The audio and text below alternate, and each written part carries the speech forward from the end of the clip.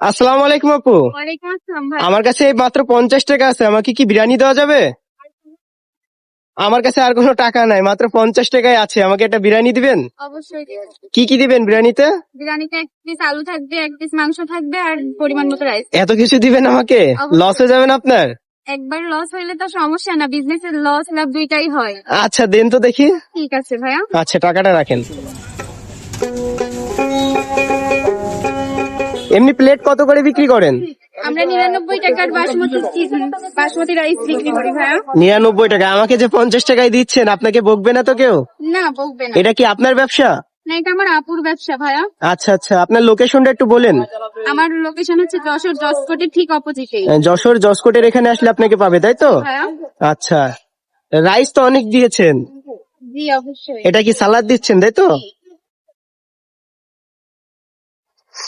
Package ready? জি যাক মাশাল্লাহ, মাত্র 50 টাকায় যে আপনি দিলেন, আসলে যে কিভাবে দিচ্ছেন আমি নিজেও জানি না।